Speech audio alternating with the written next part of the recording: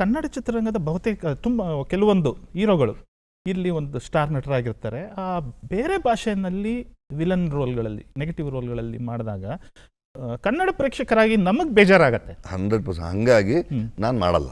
Very good. ಪರಭಾಷೆಗಳಲ್ಲಿ ಹೋಗಿ villain ಆಗಿ ನಾನು ಇಲ್ಲೇ ವಿಲನ್ ಆಗಿ ಮಾಡ್ತೀನಿ. ನಾನು ಈಗ ಮೊನ್ನೆ ಮಾದೇವ ರಿಲೀಸ್ ಆಗಿದೆ.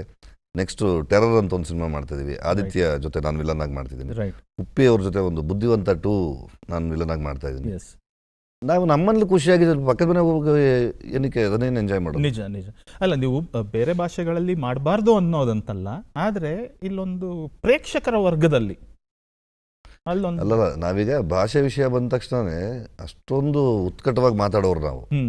ಈಗ ಮೊನ್ನೆ ಅದಕ್ಕೊಂದು ತಾಜಾ ಎಕ್ಸಾಂಪಲ್ ಇದೆ.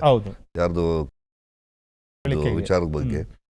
ಹಾಗಿದ್ದಾಗ ಬೇರೆ ಭಾಷೆಗೆ ಹೋಗಿ ನಾವು ಪಾತ್ರ ಯಾಕೆ ಮಾಡಬೇಕು? ರೈಟ್. ನನ್ನ ಮನೆಯಲ್ಲ ನನಗೆ ಇಷ್ಟೊಂದು ಸದವಕಾಶಗಳು ಸಿಕ್ಕಿ, ಪ್ರೀತಿ ಸಿಕ್ಕಿ, ಊಟ ಸಿಕ್ಕಿ ಎಲ್ಲ ಸಿಗ್ತಾ ಇರ್ಬೇಕಾರೆ ಇನ್ನೊಂದು ಭಾಷೆಗೆ ಯಾಕೆ ಹೋಗ್ಬೇಕು? ನಾನು ಅದರ ಅವಶ್ಯಕತೆ ಇಲ್ಲ. ಇಲ್ಲ, ಅದು ಕಿಟ್ಟಿ ಅವರೇ, ನಾನು ನಿಮ್ಮ ಒಬ್ಬರ ಬಗ್ಗೆ ಅಂತ ಹೇಳಿದ್ದೆ. ಅಲ್ಲ, ನಾನು ಯಾರನ್ನೂ ಅಡ್ರೆಸ್ ಸಾಮಾನ್ಯವಾಗಿ ನಾನು ಯಾರನ್ನೂ ಬೇರೆಯವ್ರನ್ನ ಅಡ್ರೆಸ್ ಮಾಡ್ತಾ ಇಲ್ಲ. ನಾನು ನಂದು ಮಾತ್ರ ಹೇಳ್ತೀನಿ.